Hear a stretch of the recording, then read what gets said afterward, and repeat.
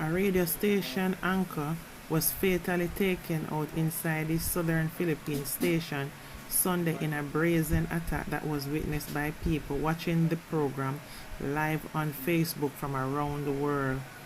The gunman gained entry into the home-based radio station of provincial news broadcaster Juan Jumalan by pretending to be a listener. He then shot him twice during a live morning broadcast in Calamba town in Misamis Occidental Province, police said. The attacker snatched the victim's gold necklace before fleeing with a companion who waited outside Jumalan's house on board a motorcycle, police said. An investigation was underway to identify the gunman and establish if his attack was work-related. The Philippines has long been regarded as one of the most dangerous places for journalists in the world.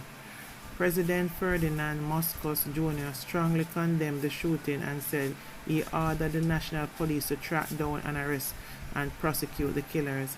Attacks on journalists will not be tolerated in our democracy, and those who threaten the freedom of the press will face the full consequences of their actions, Marcos said in a statement. The National Union of Journalists of the Philippines, a press freedom watchdog, said Jumalan was the 199th journalist to be taken out in the country since 1986, when democracy returned after a people power uprising toppled dictator Ferdinand Marcos, the father of the current president, and forced him and his family into U.S. exile. This is a strange happening because they would rather like to know if it was something that he had said. Did he disrespect anybody? But the investigation eventually will prove what went wrong here and how did they gain entry to the house so easily. The hostage situation at Hamburg airport ended Sunday afternoon around 18 hours after a man drove his vehicle through the gates of the airport with his 4-year-old daughter inside, authorities said. The man was arrested and the girl appears to be unarmed. Hamburg police posted to X, formerly known as Twitter, that the hostage situation is over. The suspect has left the car with his daughter. The child appears to be unarmed. Police said that the man was arrested by the emergency services without resistance. The airport in the northern German city had been closed to passengers and flight cancelled since Saturday night when the man who was armed broke through an airport gate with his vehicle and fired twice into the air with a weapon. According to German news agency DPA, the man drove the vehicle just outside a terminal building and parked it under a plane. Authorities said the man's ex-wife had previously contacted them about a child abduction. Police said the 35-year-old man, a Turkish citizen, had his daughter inside the car after reportedly taking her by force from the mother in an ongoing custody battle. A psychologist had been negotiating with the man for several hours. Nobody was injured during the standoff after all passengers had evacuated the airport.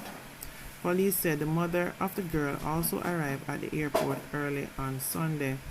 On Sunday evening, police released details about the hostage taker's identity, saying he was a Turkish citizen who was already under investigation for allegedly kidnapping his daughter in March 2022.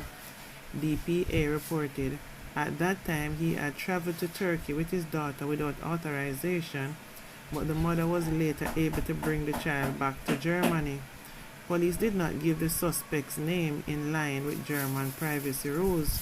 Local media reported that the man who parked his car next to a Turkish airline plane during the standoff had demanded that he and his daughter could leave Germany and fly to Turkey. More than 100 flights were cancelled and several planes were rerouted during the 18-hour hostage situation. Thousands of travelers have been affected by the standoff and hundreds were put up at hotels close by. Flight operators at the airport resumed on Sunday night, almost 24 hours after the hostage situation began. Hamburg Mayor Peter Tusester expressed relief that nobody was injured in the incident. The hostage taking at Hamburg airport is over after long dramatic hours. Cheshire wrote an ex thanking police for their efforts. I wish the mother, the child, and their family a lot of strength to cope with this terrible experience, he added. I guess he wanted to fly back with his daughter to Germany, but he knew that it was not legal to do so because the mother have custody of the child and she would have to give permission for her daughter to leave Turkey to go to Germany. I tell you that mental health runs rampant among a lot of people. And to look at someone and say they are mentally capable is an understatement, because some people it just take a simple thing to push them over the edge. And when you push them over the edge, it's going to take you time to bring them back, because all of this standoff took almost 24 hours, and in between they had to have someone there to speak to the man, a psychologist to be exact, to help talk him through and show him the error of his ways if it makes sense. Because at the end of the day, if him love him daughter, he won't want her to get hurt. You understand? And these things will traumatize the child for a very long time. So I guess she's going to grow with this fear of her dad after all this craziness that he put them through. Sometimes you wonder when they do these things, did he do it because he loved her so much? Or did he do it because he really wanted to spite the mother for taking her away? Trust me, more time it's the latter, because love don't make people do these kind of things. It have to mix with something else. This child is going to need a lot of therapy after what she experienced and been through, because remember she's in the vehicle with him the whole time. So the whole time she's hearing everything and still not sure what exactly was his plan, or did he speak while talking to the psychologist what his plan was. And if it was no good intentions, imagine the child would have been in the vehicle with him hearing all of that.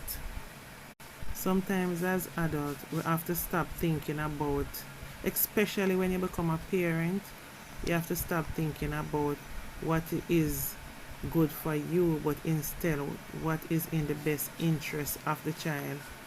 Because doing something like this is not good for the child's mental health.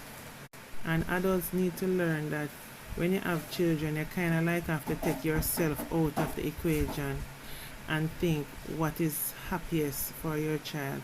It doesn't mean that you won't be involved in your child's life to make sure that everything goes well, but it just simply means that you have to take their mental health and their happiness and what's best for them. You have to put that forefront before you even take your feelings into account. As long as you know that your child will not be harmed in any way, ultimately comes down to what is best for your child. At the end of the day, all this was unnecessary, because this standoff that put so much flights on delay, closed down the one whole airport, it's going to cost a lot. And trust me, he's not going to be able to pay it. Apart from him, he's going to go to prison. But it's cost all of these people, all those passengers that were displaced have to get put up in hotel. Who do you think responsible for that? The airport authorities. So it's not looking good for this man at all. Sometimes as adults, we have to put our egos aside and think logically about what makes sense, because all this don't make sense. He just totally embarrassed his family, the child's mother side of family, and cost taxpayers and the authorities of the airport and surrounding areas. That's all he did, just end up being an expense on the society. Plus, him going to prison and we're going to have to turn around and feed him in there. Looking good.